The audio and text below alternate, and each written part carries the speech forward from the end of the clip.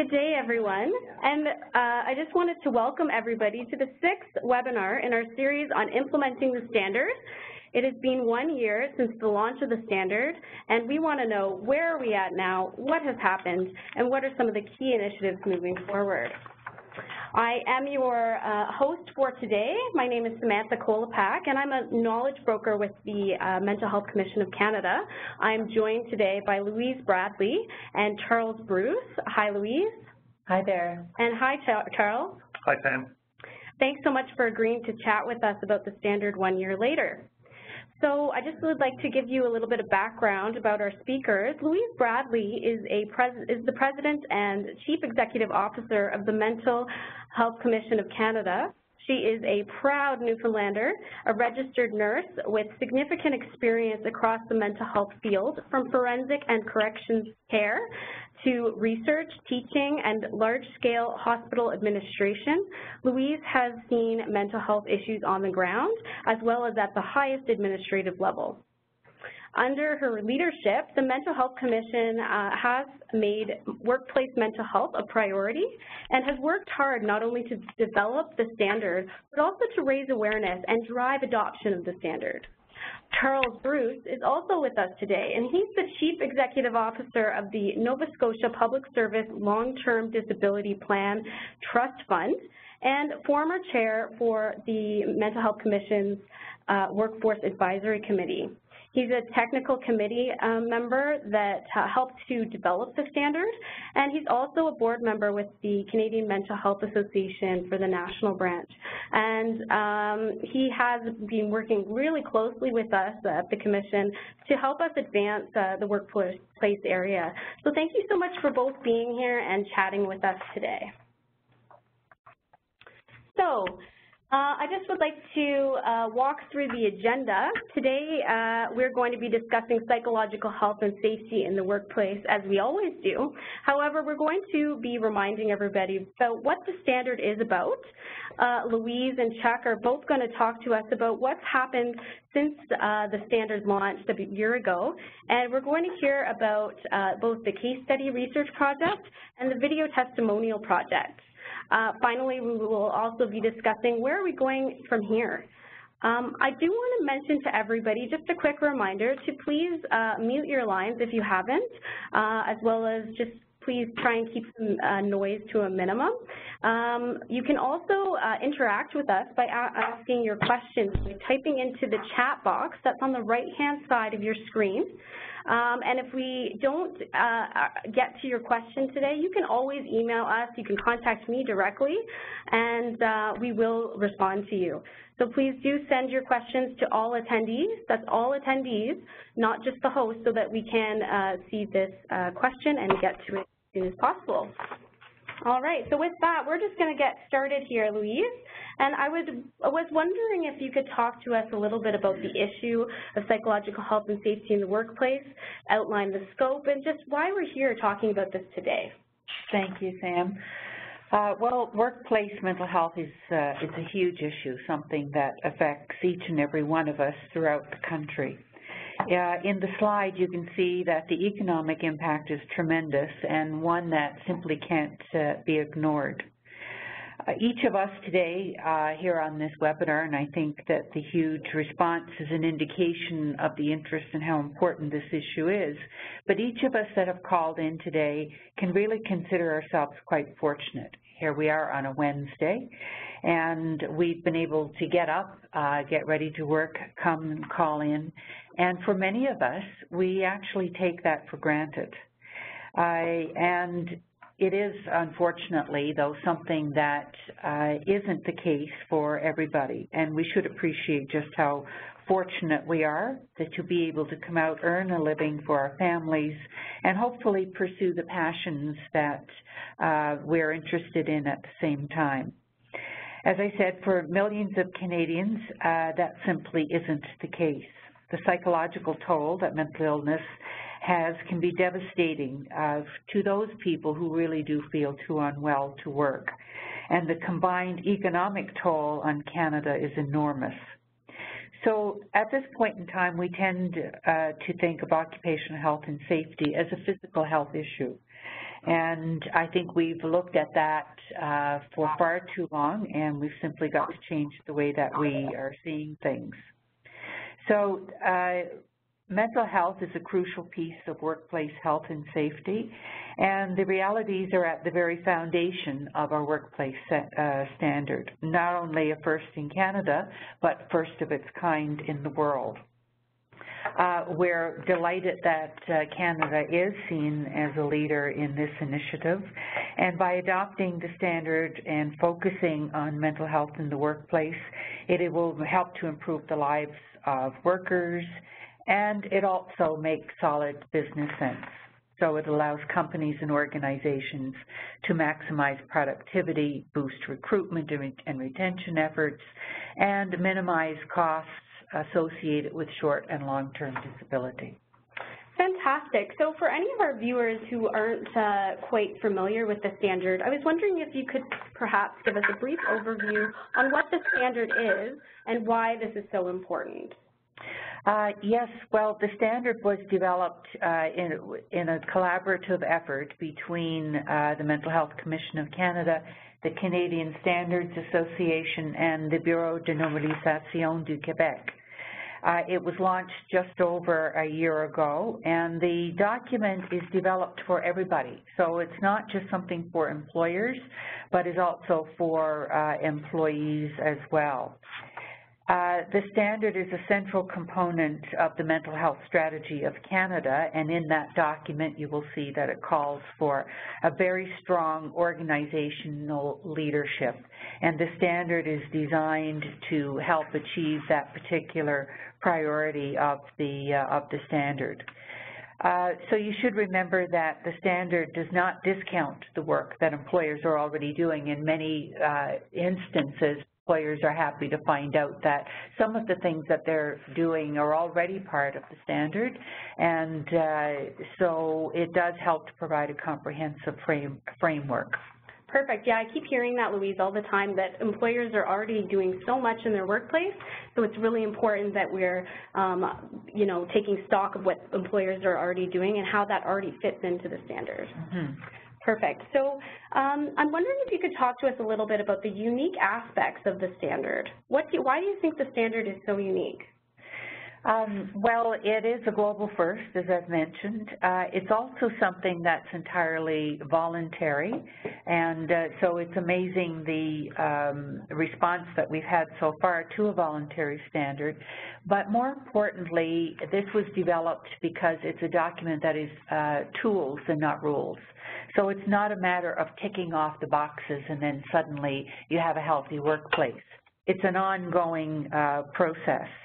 And it's important for everybody to understand because it is being used across the country by employers of all sizes and across different sectors. So that's basically why the standard is unique. Okay, so I'm just going to back up one moment because I remember on the last slide you told us that the standard's for everyone. What do you mean by that? Well, firstly, this is not only for people who have mental illness. Let's be clear on that. It isn't about people that are struggling. It's for everybody in order to prevent problems from happening in the first place. So it's to help to try to develop a healthy and productive, mentally well workplace to prevent problems from happening. And also it's important to remember that standard is a shared responsibility. So this isn't just an employer or an employee initiative. For example, a good communications strategy that's both consistent and transparent both ways will help define expectations at work. And so we all play an important role in taking on the standard in the organization. So why do you think that's important? Why is that piece that we all play a role important?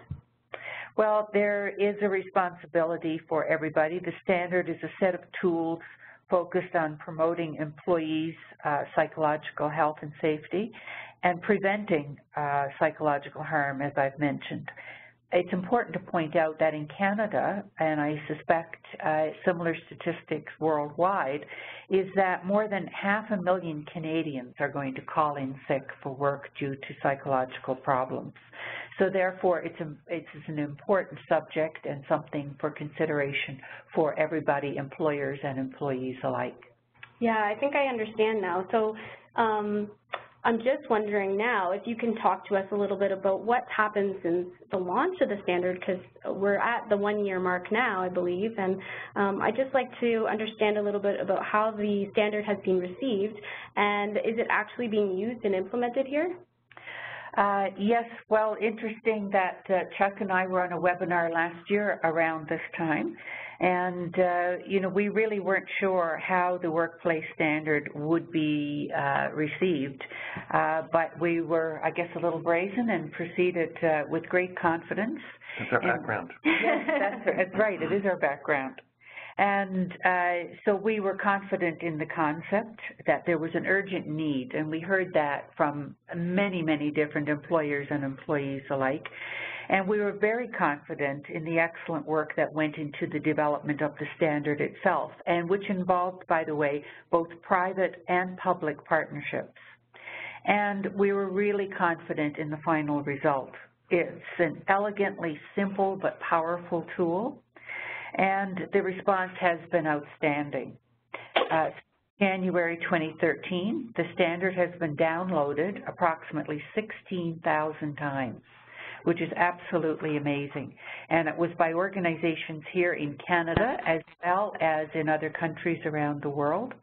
And the top industries and sectors downloading the standard include healthcare organizations, government and judicial bodies, policing and education. Ontario has downloaded the most, with Alberta and BC coming in next. And we've had actually more than 250 downloads from the United States. So the world is watching, and we're eagerly anticipating the development of the standard. There have been a few of us, actually, who have gone as far as Australia to discuss and present on the standard. And for example, in Australia, they are developing guidelines for the legal profession, and that came about as a result of a family who had lost their son, who was a lawyer, to suicide, and has been quite instrumental in the work happening in Australia. In Canada, some of the early adopters include Bell Canada, the University of Waterloo, the Centre for Addiction and Mental Health, Toronto East General Hospital, and even the province of Nova Scotia. So there are many other examples of uptake, probably far more than we have time to mention here today. The Canadian Healthcare Association has recently released a policy statement encouraging everybody to use the standard. Accreditation Canada, who oversees accreditation for our healthcare bodies, has included it in their standards, and last October, Excellence Canada aligned their Mental Health at Work Award with the standard, which is an award program of Industry Canada that identifies outstanding practices. Okay, and I see here on the bottom of the slide we have something about tracking and monitoring the standard. One of the biggest challenges that it has been named with the standard has been, how are we keeping track about who's using the standard and how? And I just wanted to point out that MHCC has developed an online form that we are asking organizations and individuals to complete so that we can keep track of who's using it. So you can please log on to the MHCC website, and we will let you know a little bit more about this initiative in a few minutes. Perfect. So next we're going to turn to an event that happened recently in Toronto, I believe. Louise, I was hoping that you could comment on the recent press conference, which highlighted the standard, and maybe you can tell us a little bit about that. Yeah, it was very exciting to see where the standard has gone over the past 12 months. And so on January the 16th, the Commission, with co-hosts from CNA and B&Q, celebrated the 1-year birthday, if you will, but also, more importantly, where we were going to go from here. So we had, as you can see by the picture there, we had representation from the Commission as well as from our federal government with the Minister of Labour and the Status of Women. We had the leader of the Canadian Labour Congress and the CEO of Bell Canada. So it was really quite a momentous occasion when you see Labour, government, and private industry working together on the world stage to promote something like this. So it was very, very powerful and very impactful. Yeah, I heard it was really well attended as well. It was, extremely. And so please, everybody, visit our website, the National Standard webpage, and you can see videos of that event and other videos. Also, one of our well-known comedians, Mary Walsh, did a video for us, and I think it speaks to the fact that this is of interest to many different walks of life and helps to bring a lighter side to a very serious topic. Fantastic. And I was just wondering if you could let us know about the key announcements made at the press conference and just let us know about those. Yeah, we announced that we're devoting $1.4 million to a case study project that will take place over the next 3 years. And the project will document how the standard is being implemented amongst Canadian workplaces, and it will follow over 20 organizations. And they will basically document their journey using the standard in a cross-section of Canadian organizations, public, private, small, medium, large, unionized, non-unionized.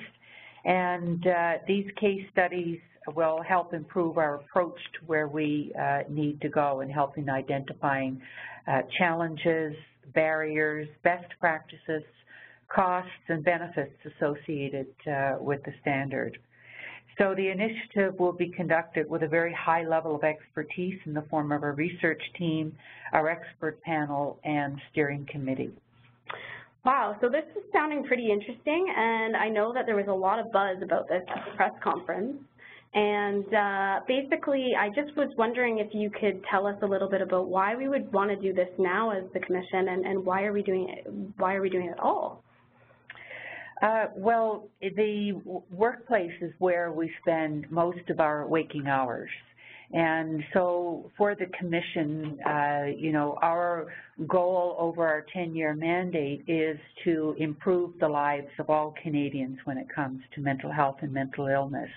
And so therefore, with the advice from our Workplace Advisory Committee, which Chuck has been the chair and now represents the Workplace Wellness Initiative on our Advisory Council, they felt very strongly that this could really have an impact on the workplace and impact mental health and illness, not only for employees, but the families of employees in general.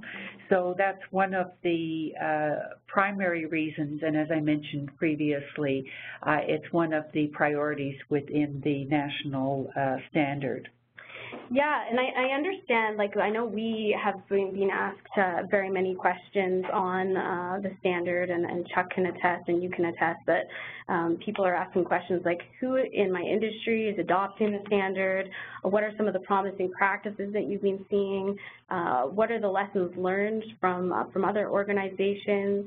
A lot of folks want to know what are the tools and resources that they can use in their own work environments, and there have also been lots of questions on, you know, how do I adopt this if I'm a small organization versus a large organization, and if it works for my organization, does the size matter, and in regards to how I implement it?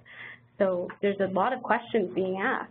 Yes, there is a very large number of questions, and that's why the case study project was primarily developed, to help answer these questions and to help drive adoption and uptake in more and more businesses and organizations. Oh, I see. I get it now. So it's mostly about trying to answer that sort of question on how are we using the standard and what best practices exist for organizations to help, drive that adoption again. So I'm just wondering if you can talk to us a little bit more about what you feel the scope of the project is about. Well, we do have questions coming into the Commission all of the time on how do we go about doing this, because we know now that there is a great deal of interest with all of the downloads in particular and the daily questions that we're getting. And so the case study project will help to document how the standard is being implemented and used. It will also show what some of the challenges and gaps are, and inherently then to learn ways in which we can develop mitigation strategies for that. And also it will show us promising practices. One of the primary drivers of the Commission in our role as a catalyst is to be able to ferret out really good programs and ideas that are happening across the country so that we can share it and people can learn. We don't want to reinvent the wheel all over again. And so it's important to learn what the promising practices are in relation to implementing the strategy. And we're also looking to quantify the costs, because I do get the question many times, what's this going to cost us? And this will help quantify that. My usual response until we get that information is that we can't afford not to, because right now it's costing Canada approximately $51 billion every year in lost productivity, primarily related to mental illness in the workplace. So this will help us be able to show that there really is a return on investment for implementing the standard. Perfect. So I know that we have a slide here on expected outcomes, and I just want to reiterate what you just said. So what are the expected outcomes of this research? What are you hoping to gain? We're looking at developing a strong business case, because we have to show that this is, I always say, if we can't convince you on a moral basis, we can show you the economic argument, because both are extremely important. So it will show a good return on investment is what our hope is. And again, to look at the tools and resources. If you look at the standard itself, it's relatively short. It's only about 15 pages. But what really makes it useful to employers is the long list of tools and instruments that can already be used. And our thought is that as we learn more through this case study, we'll be able to add to that list of tools and instruments, and so that it can be tailored to meet the specific needs of a particular workplace, because not all workplaces are the same, and therefore their way in which they implement the standard will be different. But in learning about a small workplace and what works there, there's much that other similar ones will be able to take from it. Great. That clears a lot up about the case study project. I know we get a lot of questions about this, and I'm just wondering if you can let us know about who exactly is involved in this project. I'm just going to interrupt you for 1 second as I mention that we have some background noise that I'm just going to try and take care of. So hopefully that works. Perfect. Okay, so back to my question on the case study research project is who exactly is involved and what organizations are participating? Well, I think you can see from this slide that there is a very long list and a broad cross-section of organizations, and small, medium, and large, as we mentioned earlier. And our early adopters include Bell Canada, the Centre for Addiction and Mental Health, as well as the province of Nova Scotia, which also is being supported by the Nova Scotia Government Employees Union, which we're really excited about. And so if you take note of the list that is here, and there may be an additional few that are a little bit late coming to the party, but I think there will be this list along with others. One of the questions that I just received from one of our participants is, have the case study organizations been selected, and can I volunteer my organization?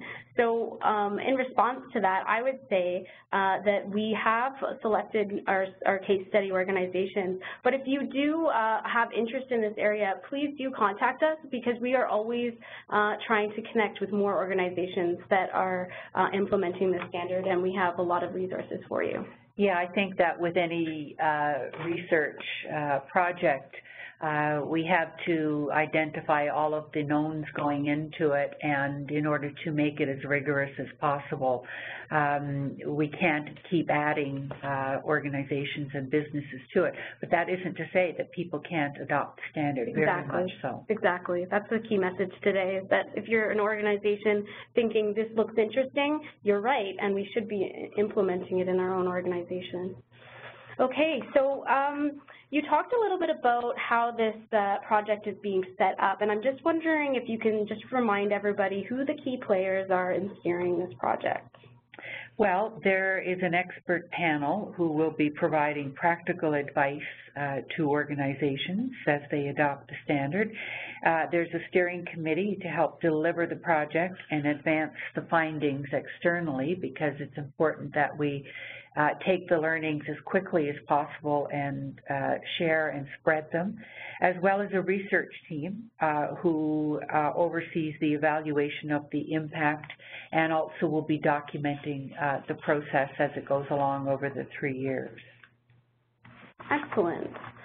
I also understand, if I just shift from this case study conversation, that there was also a round table that happened on January 16th, and I was hoping that you might be able to talk to what happened at this round table.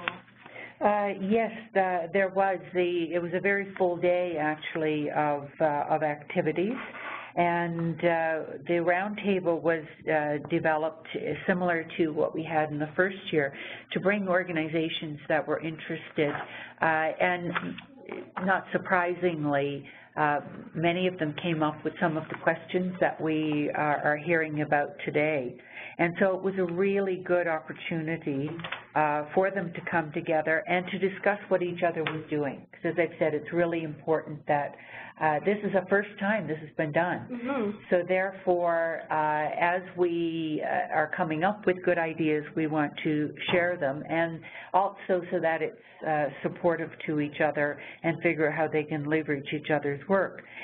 So there was a total of 23 organizations that were around the table, and the chair of our board, Dr. David Goldblum, chaired that discussion, and it went on for several hours, which was very encouraging. And then later in the day, there was also other organizations that came together in a bit of a training and what was involved in the standard as well. So it was a really full day of activities. Yeah, it was a great day. I was lucky enough to attend the CSA training in the afternoon, and I can talk to the fact that there were a lot of organizations trying to learn how can they support one another, you know, how to leverage everybody's work and what resources existed, and there was a lot of buzz around January 16th, so it sounds like that was a fantastic day. So thanks for talking to us a little bit about that.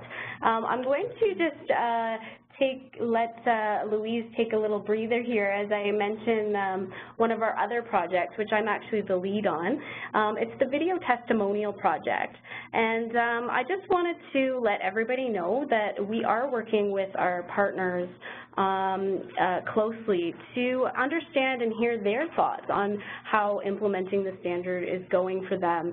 And so you can actually log on to the Mental Health Commission's website and check out our YouTube channel as well. We have had a great response so far across various different industries of different organizations in different sizes, and that's including General Electric Canada. We heard from Toronto East General Hospital. There will be a video, if not already, up on the website from the Canadian Centre for Occupational Health and Safety. Also, we had university support. So recently I received some questions in the registration survey for today, and I was asked, have universities expressed interest or had success in implementing this standard? And I thought that was a great question, and to be honest, yes, we have had universities express interest. As I've been talking to different universities, they've been mentioning to me that they are looking really into their students' health, mental health and psychological health and safety for their students, and what better way to start than looking at their faculty and staff participation within that and making sure that their universities are safe as well.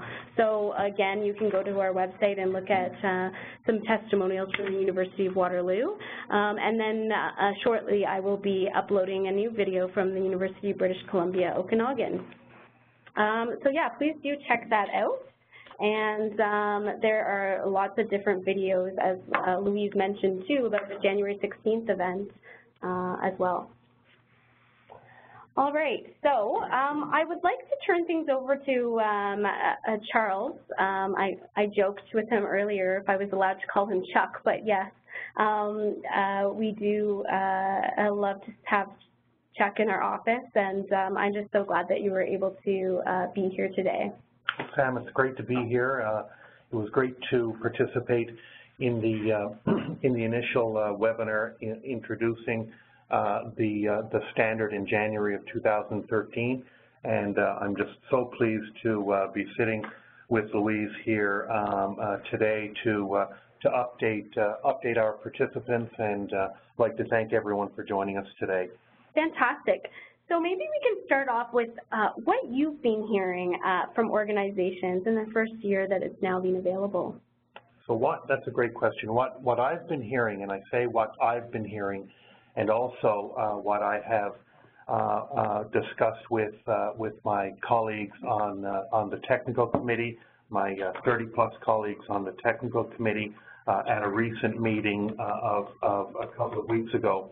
What we've been hearing are organizations they desperately needed a tool like the standard, which I describe as an umbrella framework that enables an organization to bring all of their good works and gap identification under one umbrella, so that all of their initiatives are speaking to one another.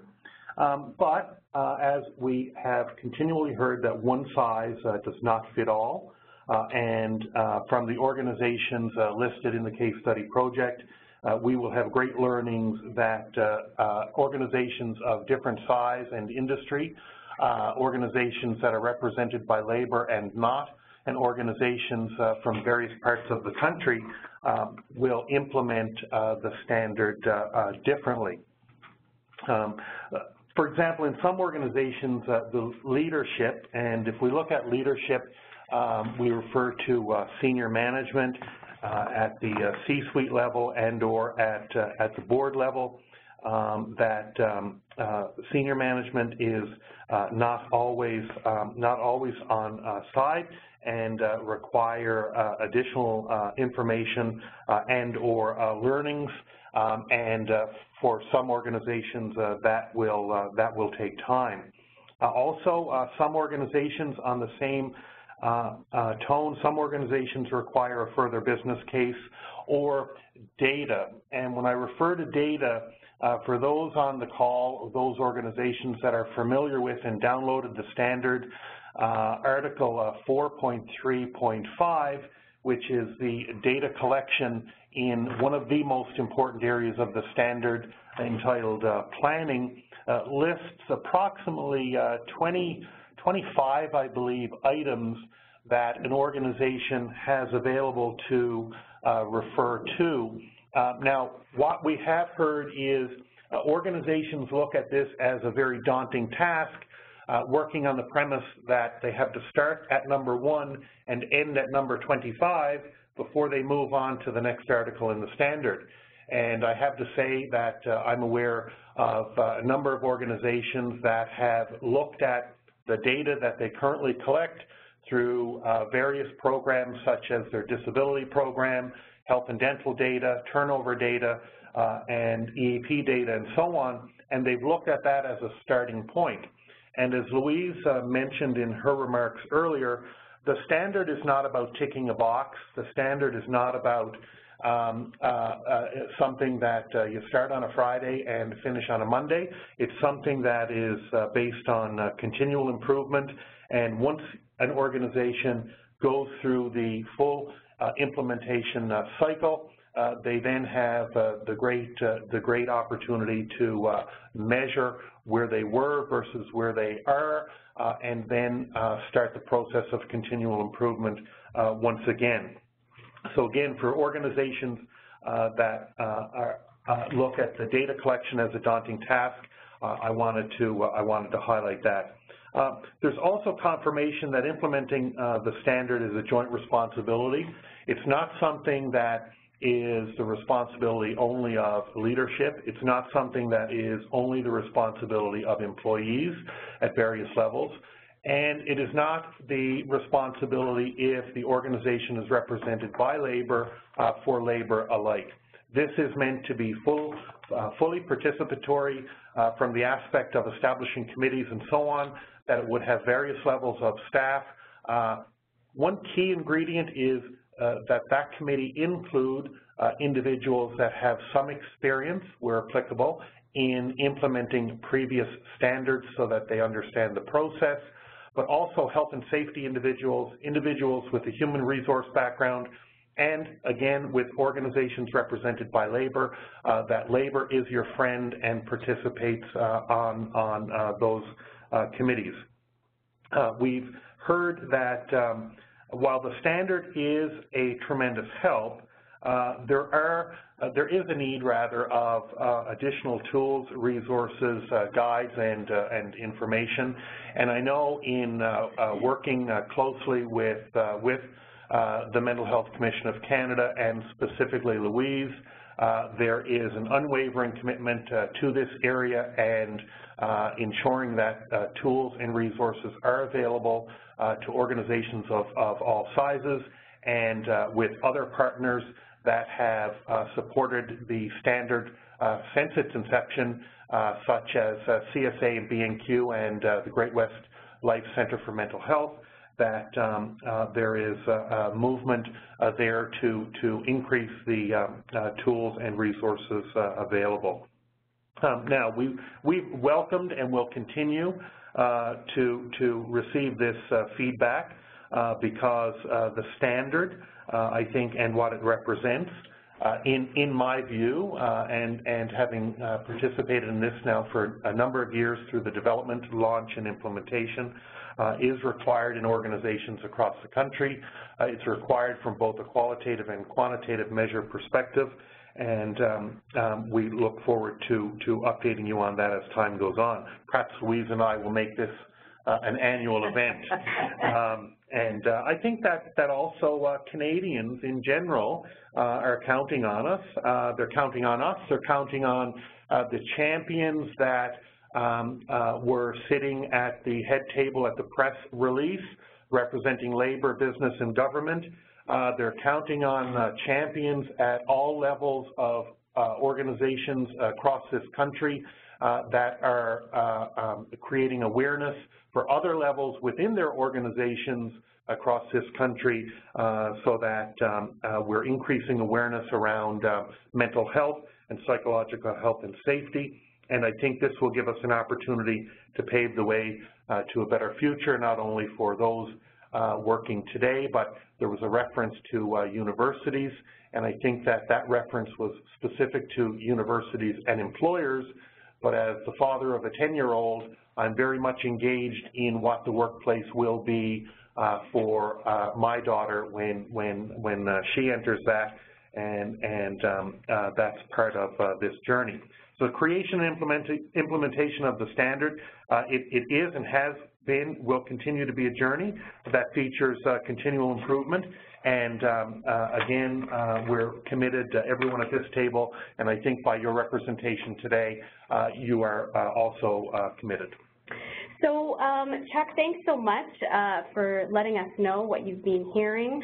I did just receive a quick question from one of our, well, actually it was a statement from one of our participants that said many of us are waiting to hear what the standard is. So I was just hoping that you could just reiterate a little bit about what the standard is for those people that came into the presentation a little bit later, but basically tools, not rules. Right, so the standard is, the Reader's Digest version is, the standard is a framework that enables an organization of any shape, size, or industry to increase the mental health awareness of their organization and improve psychological health and safety within their organization. That includes increasing productivity, being more friendly to those that are experiencing difficulty in the workplace, but it is geared towards mental health, not mental illness. It is not a disability management, short or long-term disability management process. It is a process to enable an organization to receive commitment, step number one, perform planning. I highlighted Article 4.3.5 with respect to gathering data and so on. Some organizations have commitment at the beginning. Some organizations start at the data collection in order to leverage discussions with senior officials in the organization to gain that commitment. If you start with step one or start with step two, it really doesn't matter as far as the overall implementation considers. Step three is then implementation. Step four being corrective action. And corrective action, not to scare people, corrective action is looking at your baseline and then through gathering data and assessing that data through various instruments such as employee surveys, such as engagement surveys, such as Guarding Minds at Work, which is highlighted in the appendices to the standard, and then you have an opportunity to audit or do a progress check on where you were versus where you are to look at key learnings from that, which may include awareness training, such as management training, such as mental health first aid through the Mental Health Commission and so on. Does that provide a general and quick overview, Sam? That's perfect, and I'm sure our participants will thank you for that. So maybe we'll just move on to a little bit more about this Tracking the Standard initiative that Louise and I were talking about earlier. We mentioned that nobody is really tracking who is using the standard and how it's being used, and this is a significant gap. Thank you. I think you're right. No one organization is mandated to track who's using the standard, and I think that the Mental Health Commission has recognized this and has developed, I say an online form, but they've developed an online solution to fill this gap, whereas organizations that are not only part of the case study project, but organizations that have downloaded the standard at various levels within their organization, and or organizations that are still on the periphery of looking at the standard but haven't touched it yet, but recognize the interest and importance to it, the Mental Health Commission has stepped up to develop this online resource that organizations have the opportunity to complete, which then will allow the Mental Health Commission to map, I think, from an industry perspective and from a geographic perspective, and perhaps even to the level of a number of lives perspective, i.e. the number of employees. And then based on this information, the Commission will be able to connect people, develop community practices, and so on. There was a comment earlier with respect to the number of case study organizations, and if the opportunity still exists for other organizations. I think in an ideal world, we're looking at Canada in a number of geographic areas, and whereas there are organizations in specific geographic areas, that they will be leaders within their own area. If I look at Nova Scotia as an example, with the Nova Scotia Government and General Employees Union, they are a participant in the case study project as an employer. That, I know, will be looked at across the country by a number of other labor organizations, and the NSGEU will be seen as a leader and will be showcased to communicate their experiences in the implementation journey. And as a member of the steering committee overseeing the case study project, I look forward to that. And then, so for organizations that are participating in the call today, that are on their own journey through being a case study participant or not, I encourage you to complete this online resource. You can, if you have any concern with respect to confidentiality, it can be completed anonymously, and I encourage you all online today to complete this form. Perfect, Chuck, and thanks so much for letting us know about that initiative. I just want to remind everybody that the link is actually located at the bottom of the screen, so that's www.mentalhealthcommission.ca/English/standard form. So thank you so much, and we hope that you will connect with us and let us know how you're using the standard. So I'd like to pick your brain a little bit, Chuck, here, because I know you're a member of the technical committee, and it's great to have you here to give us a quick update on the technical committee, because I believe that they met just right before the press conference, and I was hoping you could tell us a little bit about who the technical committee is, what they're about, and maybe just give us a brief update. Well, I can tell you, Sam, that we did have the fortunate experience to spend the day together a couple of weeks ago.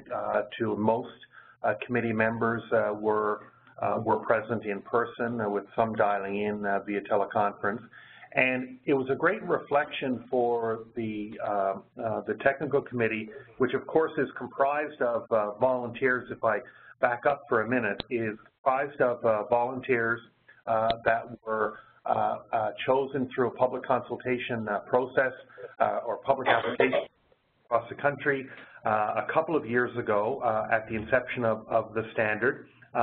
These group, I consider myself very fortunate to be in their company, and with their level of experience and interest in the subject matter. More specifically, health and safety professionals are represented, labor is represented, industry is represented, government is represented, and clinicians and practicing folks as well, practicing physicians in this area as well. Now, what you should know, the technical committee, as I mentioned, is still active. Having met just a couple of weeks ago, and we plan on meeting again in the coming year. And the meeting was held for us to provide input to both the Mental Health Commission, CSA, and B&Q with respect to what organizations we're familiar with that have started the journey or are considering the journey, perhaps some roadblocks that they are seeing, and what significant events in 2013-14, as well as the challenges, first of its kind in the world. I hope no one would have expected that it would not be without challenge. So the challenges and issues that organizations are facing surrounding the implementation.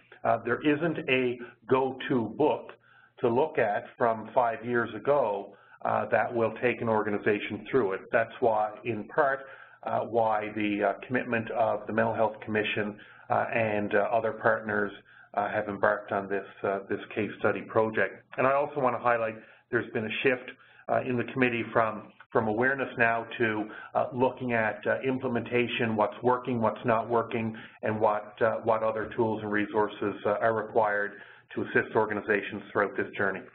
Perfect. And maybe, is it possible that you can just talk to us briefly about some of those challenges and opportunities, perhaps?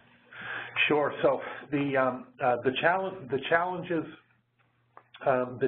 that we've seen are organizations have come to us that they don't understand what the standard really is, how it compares to other organizations that are offering various programs related to improving the productivity in their workplace. And from a practical implementation standpoint, where does the responsibility lie? Is it in the corner office? Is it with labor? Is it with the general population of employees? Or is it a collection of all? I will also say that I think there remains a stigma attached to addressing mental illness within the workplace, the perception of addressing mental illness in the workplace, and organizations may prefer not to go there. Now, it goes back to the old analogy of the cost of doing it. I challenge each and every one of you on the call today. There's also an inherent cost of not doing it, and that cost is both related to the economics of your business. It's related to recruitment and retention initiatives, and it's related to the overall engagement of your organization. So what the standard really is, the technical committee has really taken this on with respect to how do we not provide a Reader's Digest version, because we would then take away from some of the elements of the standard, but how do we communicate the standard more effectively to different groups within the organization, such as the executive, such as the general population, such as the occupational health or human resource group. So work is underway in that regard. I think, Sam, another would be a fear of failure. It's in our human nature not to do something if we feel in our gut that it may fail. But again, I go back to Louise's earlier comment and my reconfirmation that this is not about checking boxes.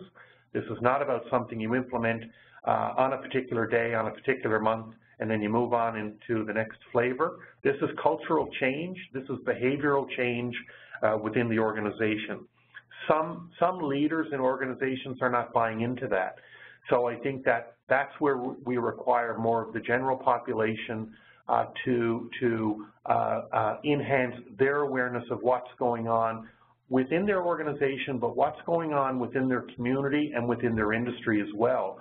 Because as you've seen from an earlier slide, there are a number of industries represented across a number of areas across the country. So I encourage you to make a friend or keep a friend at one of those organizations so that you understand what is happening there. Also, another challenge that we've heard is the sort of time commitment, the effort, the who. whenever I am giving a talk around the standard, I go back to my new and dear friend, Linda, at the University of Waterloo, and I encourage all of you to look at Linda's testimonial, and that will shift your thinking around the time and effort. Now, with that said, I think the University of Waterloo is an organization of a number of thousands, 3,000 or 4,000 individuals, and nothing starts at that level. It starts working with smaller groups. There are a number of large organizations across the country where time, effort, and who has to be very strategically coordinated from the executive and/or board involvement, and will require a number of resources, either dedicated or not, to look at competing demands and priorities. But if I go back to my umbrella approach of that, I find a number of organizations are not starting from zero. A number of organizations already have various processes and measures in place that can come under the umbrella. The issue I've found, and through various surveys of bodies across the country, that illness is not measured as effectively as it could across the country. Absence is not measured as effectively as it could. Engagement is measured inconsistently across industry and/or sector, and I encourage you to bring the elements that you have in your organization under that umbrella so that they are speaking to one another through the audit tool in the appendice to the standard, whereas then you can establish a cohesive baseline for the data available and move forward from there. But I do know some organizations have started this journey with very, very, very few resources, and other organizations are planning a more broad approach with dedicated resources. And I think fourth, and these are in no particular order, but fourth we see is a lack of management support, and that's not to speak ill of any management on the call today, or management in your own organizations. I think it's in part that the opportunity to review the business cases that are available today, in part that it is new and not everyone wants to lead an initiative. Some people prefer to sit back and be second or third in their industry, and that's fine too. But we do encourage, and to George Cope's words, the president of Bell at the press conference, that he encourages all industry to look at it, consider it, and the standard is, one thing I didn't mention earlier, the standard, if you download it, the way my mind works is I automatically, when I download a document, I look at the number of pages, and that will depend on what attention it gets. If I download the standard, it's, I think, 70 or 71 pages. Don't let that put you off. I think the standard itself is 15 to 16 pages, and it's written in standard language.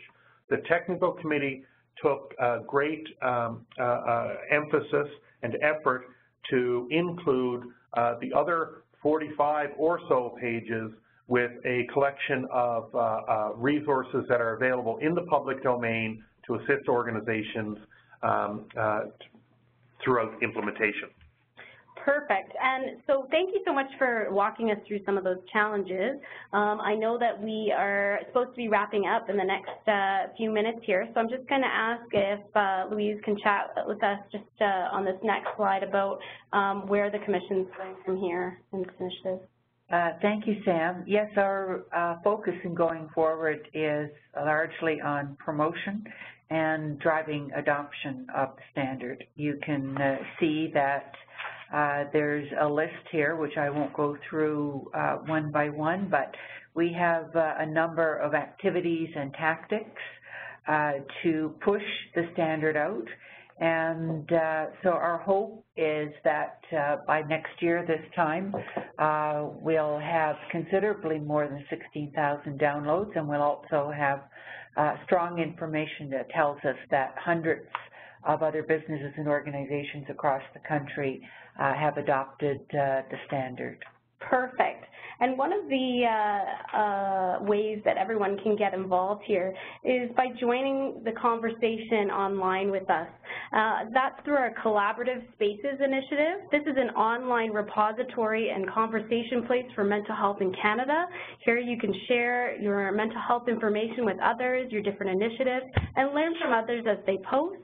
The more you contribute, the more robust resource it's going to be, and there is a space just for workplace. So please continue the conversation and go to mentalhealthcommission.ca/English/spaces. I just want to thank both of you, Chuck and Louise, for taking the time to be with us today. I know we got a lot of questions that we weren't even able to get to, but we will get to them as we continue this series. I just wanted to say thank you so much for providing the valuable information regarding where we are going with the standard. So thank you both.